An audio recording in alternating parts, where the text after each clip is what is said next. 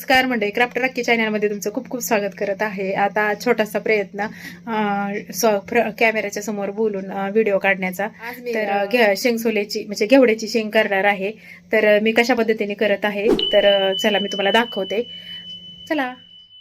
कसं उभं राहिलं, चिंतन रडत होता, जरा किरकिर करत होता, त्याच्यामुळे मी त्याला खाली पाठवून दिलं. त्याला वाटलं फोटोच काढते म्हणून तो मोठ्या माणसासारखा पोज देत होता आणि बाय करतोय. कढई चांगली तापून द्यायची आहे आणि त्याच्यात तेल टाकायचं आहे. त्याच्यानंतर आपण शेंगदाणे टाकायचे आहेत. शेंगदाणे आपल्याला पोहेसारखे भाजून घ्यायचे आहेत. शेंगदाणे चांगले तळून द्यायचे आहेत. शेंगदाणे तळून झाल्यानंतर आपल्याला इथं लसूण खोबऱ्याची फोडणी टाकायची आहे आणि तीही चांगली भाजून घ्यायची आहे. त्यांच्यानंतर शेंगसोल्याची शेंग आणि वांग्याची भाजी एकत्र करून मी इथं टाकलेली आहे आणि चांगली परतून दिलेली आहे.